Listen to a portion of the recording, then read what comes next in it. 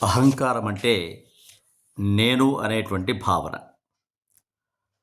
నాకంటే అందరూ తక్కువ వాళ్ళు, నేనే గొప్పవాడినని మనిషికి కలిగినటువంటి ఒక రకమైనటువంటి భావనని అహంకారం అంటారు.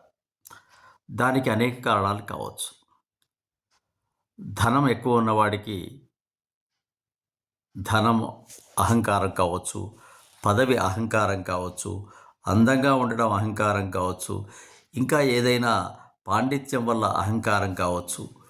ఇలా ఏదైనా ఒక ప్రత్యేకత భగవంతుడు ఒక వ్యక్తికి ఇచ్చినట్లయితే అది నాకు మాత్రమే ఉన్నది, ఇక ఈ ప్రపంచంలో ఎవరికీ లేదనేటువంటి భావాన్ని అహంకారం అని అనుకోవచ్చు.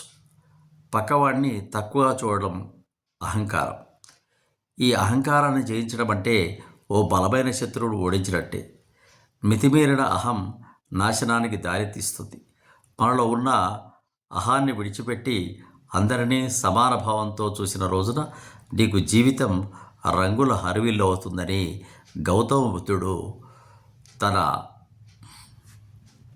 జ్ఞానం ద్వారా అహంకారం యొక్క వికృత చేష్టలను రూపుమాపాలని తెలియజేస్తున్నాడు. కాబట్టి మనం ఆత్మవిశ్వాసం ఉండడంలో తప్పు లేదు, కానీ ఆత్మవిశ్వాసం అహంకారంగా మారకుండా చూసుకోవాలి. అందరూ మానవులే. అలాంటప్పుడు మనకున్నటువంటి విశేషాన్ని భగవంతుడు ఇచ్చాడని కృతజ్ఞతాభావంతో ఉండి ఆ విశేషంతో పక్కవాళ్ళను ఆదుకోవడానికి కనుక మనం ప్రయత్నించినట్లయితే ఆ మానవుడు మహనీయుడుగా మారతాడు. అందుకే అహంకారాన్ని ప్రదర్శించడం, అహంకారం గల వ్యక్తిగా మనం అగౌరవపడడం మంచిది కాదని గౌతమ బుద్ధుడు తెలియజేస్తున్నాడు.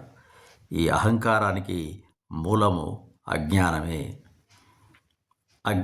జ్ఞానం ఉన్నవాడికి అంతా ప్రపంచమంతా సమానమని, ప్రపంచంలో ఉన్నటువంటి అన్ని జీవులు కూడా భగవంతుని యొక్క స్వరూపాలనని, అన్ని జీవుల్లో ఉన్నటువంటి అంతరాత్మ భగవంతుడని తెలిసినప్పుడు ఎవరి మీద అహంకారాన్ని ప్రదర్శిస్తాము, ఎవరిని తక్కువగా చూస్తాము. మనలో ఉన్న చైతన్యము, ఎదుటి వ్యక్తిలో ఉన్న చైతన్యము, ఎదుటి ప్రాణిలో ఉన్న చైతన్యము ఒక్కటే అయినప్పుడు ఆ అహంకారాన్ని ప్రదర్శించే అవకాశమే లేదు.